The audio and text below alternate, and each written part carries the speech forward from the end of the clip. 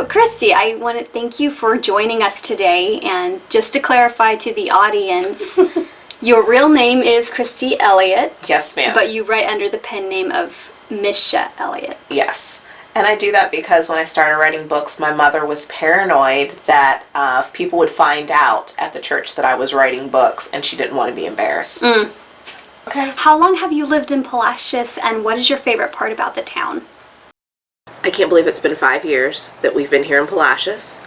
And my favorite thing here is definitely the water. I love the views. Sunset, eating lunch by the water. It's beautiful. Yeah, I think we can all agree with you on that. What is the most important thing you want a potential reader to know about your book? It's funny. I've been writing for years, and I didn't start publishing and sharing my books till 2012. And then I took 1.5 years off, and I'm getting ready to start releasing things again.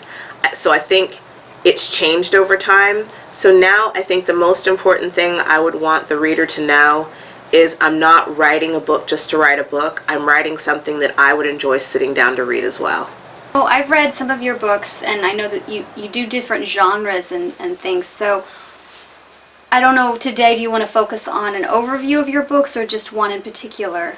Or just give a slight summary about what you write? We could do, since this is for the library, we could do the young adult one I did. Okay. Called Learning to Fly. And that book has such a deep connection to me, and readers ask me all the time, am I going to come out with a part 2? And something readers might not know is writing for me was always therapy. Things I needed to get off my chest or I was frustrated about, I would write. And so sometimes I give my characters situations or little things that I might have experienced or someone close to me might have experienced, and that was my way of like getting the frustration out.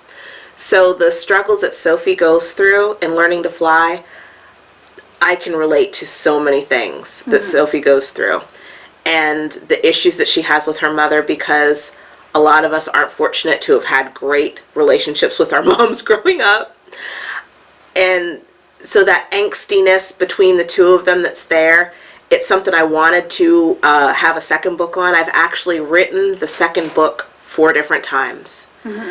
But during the process of this, my adopted mother passed.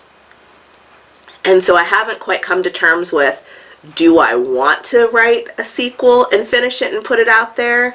So we'll see what happens in 2021. Yeah, and I have read Learning to Fly, so I remember the main story being a young woman who's in charge of kind of taking care of her mom, and she keeps getting moved around a lot, which I could identify with because I moved around a lot growing up. So she has to start over at new place, new school, and she meets a young man. And it was the first time this ever happened for her. Normally, she's the kid in the background that no one pays attention to. And this move at senior year, which is always the big year for high school students, somebody actually notices her for the first time. So she goes from being invisible to visible.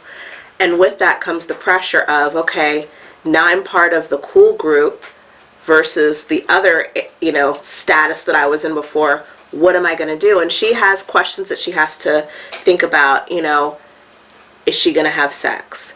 Is she going to give up her goals and dreams to be with this person versus pursuing what she wants?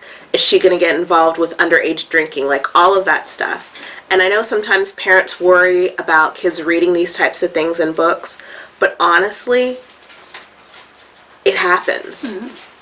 I remember when I was in elementary school, you had to be in 5th grade before you could check out the book Forever by Judy Blume. I don't know if you're familiar with that or not. Yes. And so just the fact that they put a book that we couldn't touch until we were, I'll be honest, everybody was like, do we know anybody in the older grade that can get the, they get the book and then everyone's passing it around and reading it. Whether parents want to protect their kids from things or not, things are going to come up. And the biggest thing I even learned as a parent myself, if you don't educate your children on something, the world will educate them for you. So if the kids are going to have a viewpoint in mind towards certain things, it's better for it to be yours because you care about them and you care about what's going to be the end result of any decisions they make with the information that they have. Yes, and so in the book you kind of show that she's either making wise decisions, which are good, or not so wise, which have consequences with them. Yes. But I found it very true to life and very realistic. Because regardless of how sensible you think you are, when hormones and emotions come into play, most times logic just goes out the window. Mm-hmm. What platforms are your books available on? I have them available on Amazon, Nook, and then I use Drafted Digital. So the way it's set up is there's a link for the book, but then it lets you choose where you want to get your books from. So iTunes is on there, I think Kobo, and I think there might be one other site. Okay, so for people that aren't as familiar with the book world online, they go to the website Draft2 Digital with the number 2, and then they can pick from there what format they want it in. Yes. Do you try to be more original in your writing, or do you tend to give the readers what they want? I think it does. It influences me. Because you want to write something that readers can relate to. Mm-hmm. The feedback that I got when I wrote my last published book, Silver Fox, it's a mature adult book. I really appreciated it because a lot of the funniness and things that happen in that story are related to my life. Mm-hmm. And I just felt like with making the big move from Alabama now here to Texas, and it was just my husband and I kind of wanted to write something that was similar to a love story of the two of us. And I'm obsessed with Prince. I loved his music. I grew up with it. And so he writes the soundtrack for this couple's love story. So what sets Silver Fox apart from your typical romance novel? It's more than just the age difference. I have one character who is heading 40 and going down that part of his life. But even though he becomes involved with someone who's 14 years younger than him, she's had a life where she has had to be a parent to a younger sibling. And so she's going through the same type of empty nest syndrome type thing. And it's really cute. Like I have some fun things of her and her brother shopping at IKEA, which is one of my favorite stores. And just the banter between the two of them, that you can see that there's a struggle for her between loving him like a sister and also feeling overly protective like a mama. You know, she knows he's ready to leave, but she quite doesn't want him to go either. Mm-hmm. What was an early experience where you realized that language has power? I would say childhood taught me that. And this is something that a lot of people, I'm sure, can relate to.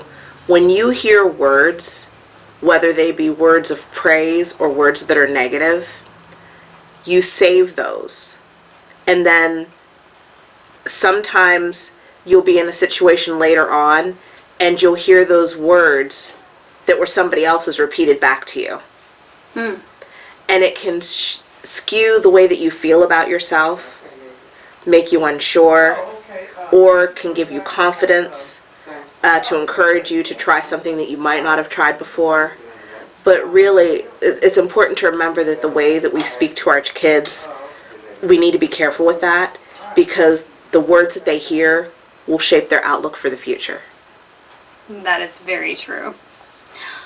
All right, well, here's a fun question for your readers, especially your readers. Do you hide any secrets in your books that other people will find?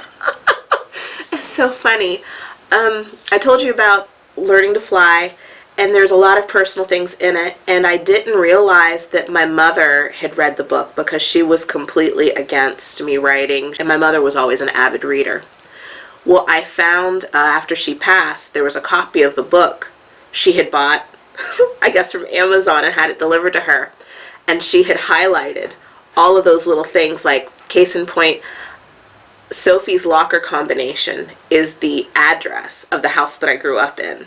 And so my mother had highlighted little things. So it was neat to see, even though she never communicated it with me, to see that she found those little hidden gems that I had in the book and that she had them highlighted. So as another writer, I find that sometimes people find things in my book that I didn't even intentionally put in there, or it's just in there because of the storyline and they think they found something. Have you ever had the opposite of that? I had someone who thought they knew who a character was based off of. And they were adamant about it, and they questioned me. They're like, I know that you wrote this character based on so-and-so. Just admit it, just admit it. And I said, you never know where inspiration comes from. And I didn't have the heart to tell them that they were completely wrong. The character was actually based off of things that I remember from them from a long time ago. So what was your hardest scene in Learning to Fly that you wrote? So the hardest scene for me to write in Learning to Fly would be the one where Sophia is fighting with her mother because of her mother's actions. Mm-hmm. That she's at the point where she finally had enough and she was standing up for herself. When you were getting ready to write that scene, were you stalling or procrastinating, or did you just kind of get in the throes of it? No, I procrastinated, and then it's funny, I wrote that scene 3 different ways, and then I decided they were 2 different, like, I went the extreme, like completely over the top, and then I did one where it was kind of like a little low key, and then the third one that was a middle blend of the 2, mm-hmm. and I left it at that. So have you ever had a scene that left you completely drained? I know one time I had to write about the death of a character, and I literally spent the next 2 days grieving in the same way that I would have if that character were real. Have you ever experienced anything like that? Yes, and this is another more adult book, Saving Leah. Leah is in an abusive relationship, and she has to get away. And there's a scene where she's been abused by her husband, and just everything that she went through. That was really, really a tough scene for me to write. But it was important for me to put in the suffering that she went through, not just for the sake of writing suffering, just for writing it, but I wanted the readers to be able to follow through with her when she was at her lowest point, so that they would be able to feel everything she felt when she overcame that and things turned around for her in her life.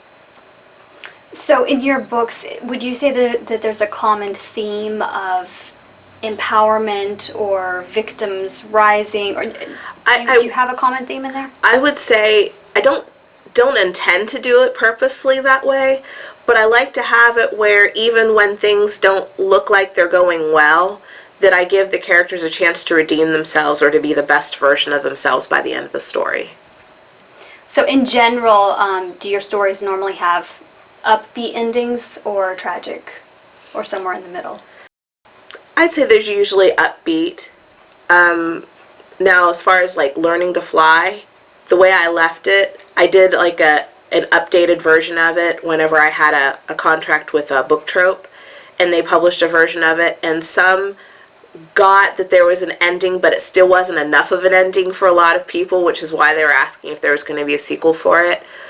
But I try to leave it to where the character tells me that they're okay. And unless you write books or you're in that, it's hard to understand what somebody means. But my characters will let me know, like, yeah, okay, I'm okay with that. Mm-hmm. Or no, I need more. So it just depends on the story and the character. I completely understand you. So I know this is a cliche question, but we do have a lot of people in town who are interested in writing their own books. Mm-hmm. What would you tell them? The biggest thing is write every day. Writers write, so that's what you need to do. Even if it's not something that you want to share with other people, it doesn't matter. To get it on paper and write. And what does your writing process look like? Do you have any rituals that you do to get started, or a certain time to write? I wish I was that scheduled and organized. I'm working on it. My agent, Stephanie Phillips, gave us for Christmas this year, all of us got these planners. I should have brought it with me.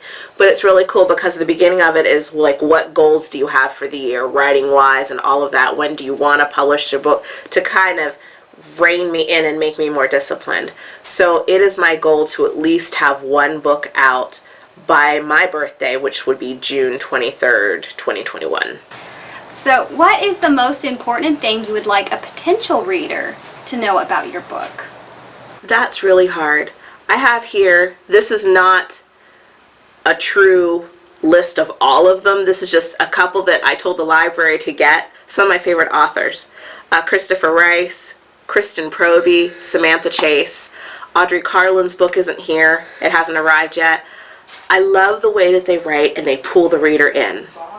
Nora Roberts is also one of my favorites. Like, I would love to be able to have a book that's like theirs, but that's not my voice. That's not how I write. That's not the way that I think or I communicate.